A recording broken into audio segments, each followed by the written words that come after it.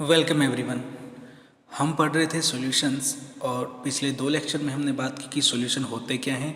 फिर हमने बात की कि किन किन टर्म्स के द्वारा हम किसी भी सॉल्यूशन की कंपोजिशन को एक्सप्लेन कर सकते हैं, लाइक नॉर्मेलिटी, मोलैरिटी, मोलैलिटी, यानी कि कितना अमाउंट सॉल्यूट का है, कितना सॉल्वेंट का है, हम वो चीज़ें बता सकते हैं।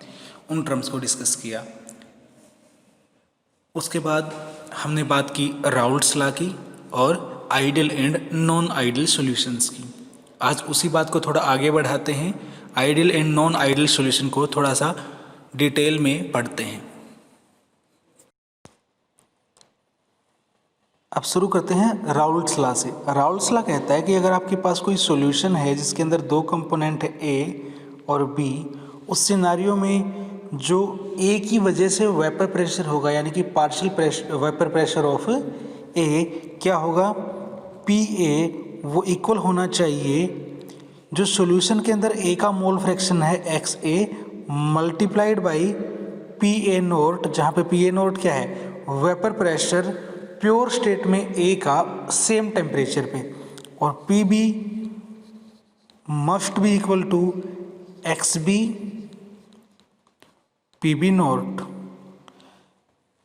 अब राउल्ट्स लॉ की ये दोनों बात आइडियल सॉल्यूशन के लिए लागू होती हैं।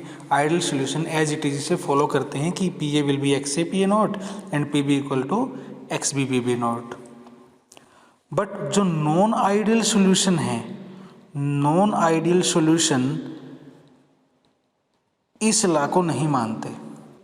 नॉन आइडियल सॉल्यूशन के केस में क्या होगा कि जो पी ए है must not be equal to X A P A naught and P B must not be equal to X B P B naught. Not equal to का मतलब या तो पी ए ग्रेटर होगा X A P A naught से और P B greater होगा X B P B naught से, या फिर पी ए छोटा होगा X A P A naught से और पी बी छोटा होगा X B P B naught से। यानी कि when P A is greater than x A P A not, उसको बोलते हैं हम पॉजिटिव डेविएशन, पॉजिटिव डेविएशन।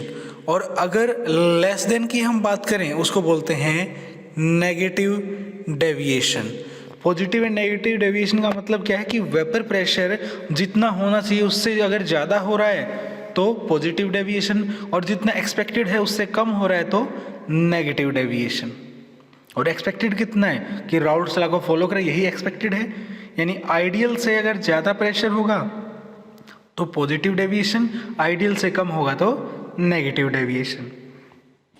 ये तो थी राउल्ट की बात।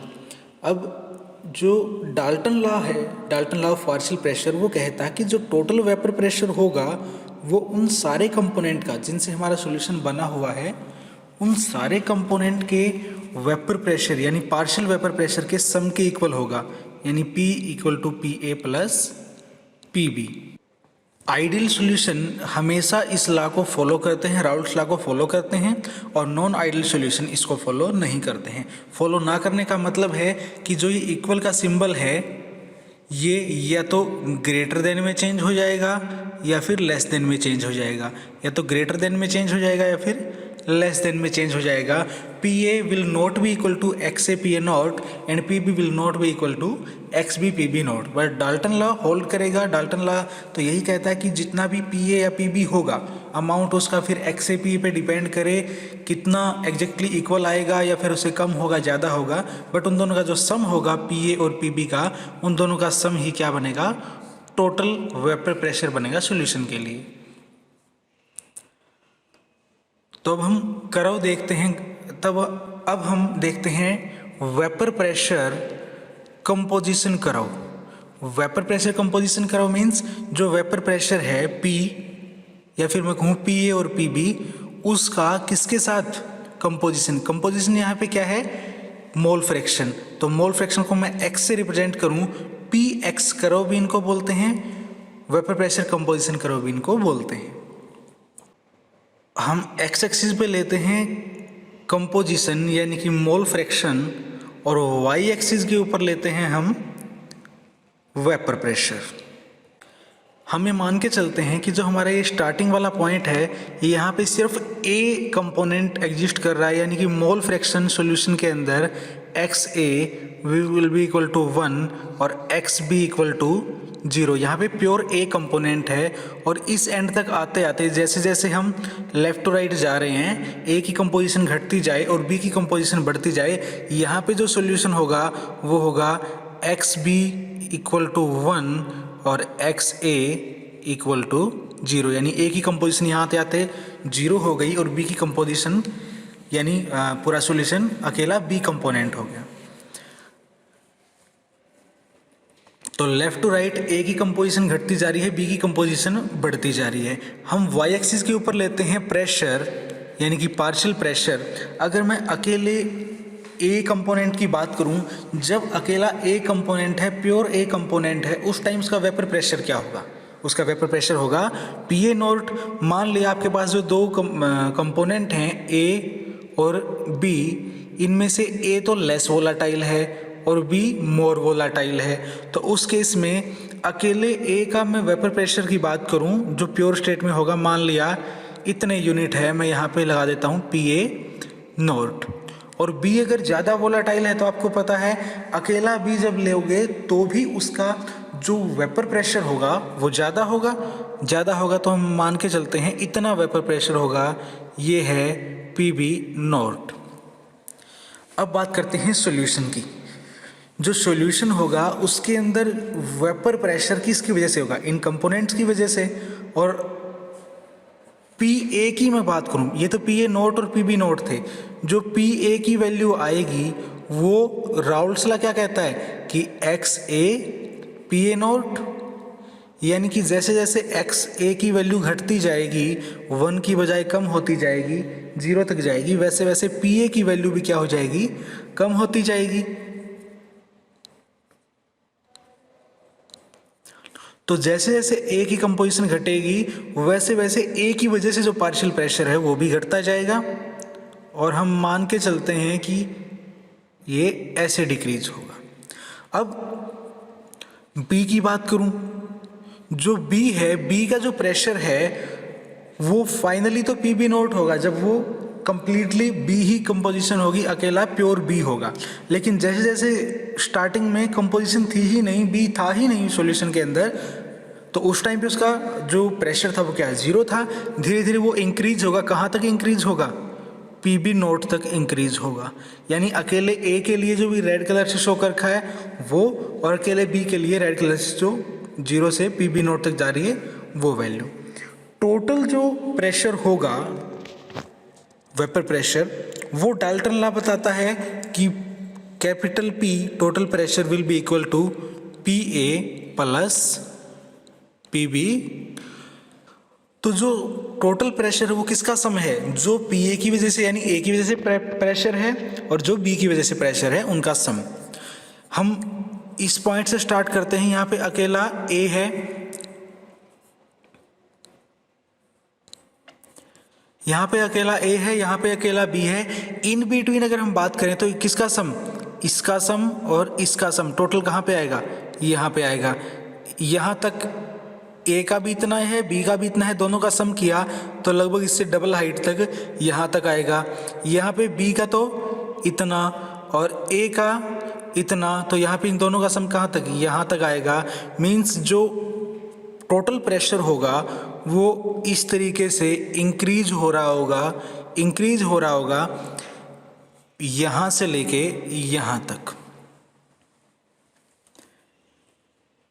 तो जो टोटल प्रेशर आया है वो उन दोनों का सम है, किनका? पी ए और पी बी का। यानी डाल्टन लॉ के अकॉर्डिंग हमने ये निकाले कि टोटल प्रेशर कितना होगा। अब अगर ये स्ट्रेट लाइन आ रहा है, कहीं भी ये कर्व नहीं बन रहा है, उस सिनेरियो में तो हम बोलेंगे कि ये राउल्ट्स लॉ को एग्जैक्टली फॉलो कर रहा है, आइडियल सॉल्यूशन है। देखो हमने आइडियल माना इसलिए राउल्ट लॉ को इन्हें फॉलो किया। राउल्ट लॉ को फॉलो किया तो जो पी ए और पी बी की वैल्यू है वो किसके इक्वल आई? X A P A naught और X B P B naught. जो वैल्यू आई उनका हमने सम किया तो टोटल प्रेशर निकला, जो हमने ग्रीन लाइन से शो किया है। अब अगर हमारा सॉल्यूशन आइडियल नहीं होता उस सिनारियो में जब आइडियल नहीं होता तो या तो P A will be greater than x A P A note या फिर P A will be less than x A P A note, या तो कम होगा या ज़्यादा होगा। वैसा ही केस पी बी के लिए होगा। अगर पी ए की value X A P A naught से ज़्यादा है और पी बी की वैल्यू भी X B P B naught से ज़्यादा है, उस सिनारियो में जो पी ए की वैल्यू है अगर वो x A P A naught से ज़्यादा है तो वो इस तरीके से कर्व आएगा, स्ट्रेट लाइन नहीं आएगी, ऐसा एक कर्व आएगा। और अगर पी बी की value X B P B naught से ज़्यादा है तो उस टाइम एक ऐसा कर्व आपको मिलेगा। और जब ये दोनों ही X A P A naught से और X B P B naught से ज़्यादा होंगे, हम डाल्टन लॉ लगाते हैं, पी ए और पी बी की वैल्यू का सम करते हैं, तो वो कर्व भी कैसा आएगा, इससे ज़्यादा हाइट वाला होगा और इस तरीके का कर्व हमें मिलेगा। लेकिन अगर X A P A naught P A ए की वैल्यू क्या है, छोटी है, X B P B naught P B B की वैल्यू क्या है, छोटी है, उस सिनेरियो में जो ग्राफ है ये नीचे की तरफ से होगा, ये कर्व नीचे की तरफ से होगा, पी बी के लिए भी जो कर्व होगा वो नीचे की तरफ से होगा। तो उस सिनेरियो में जो कर्व होगा ग्रीन लाइन की बजाय और येलो लाइन की बजाय इस ब्लू लाइन से रिप्रेजेंट होगा, यानी कि जो टोटल प्रेशर होगा वो भी डिक्रीज हो जाएगा, क्योंकि पी ए भी कम हो रहा है x A P A naught से और पी बी भी कम हो रहा है। ये कुछ इस तरीके से है, अगर इंक्रीज हो रहा है पी ए और P B X A P A naught X B P B naught से ज़्यादा हैं तो कर्व ऊपर से जाएगा और कम है तो नीचे से जाएगा। तो जो ये नीचे वाला कर्व है ये किसके लिए है, ये है नॉन आइडियल सॉल्यूशन के लिए है, नॉन आइडियल सॉल्यूशन के लिए है। और जो ग्रीन कर्व है ये किसके लिए है, आइडियल सॉल्यूशन के लिए है, जहाँ पे P A equal to X A P A naught और P B equal to X B P B naught Raoult's law follow हो रहा है। और जो येलो कर्व है ये भी नॉन आइडियल के लिए है, जब पी ए और P B X A P A naught और X B P B naught से ज़्यादा हैं। यानी आइडियल के लिए ग्रीन कर्व और ब्लू एंड येलो कलर के जो कर्व मैंने दिखा रखे हैं ये किसके लिए हैं, नॉन आइडियल सॉल्यूशन के लिए।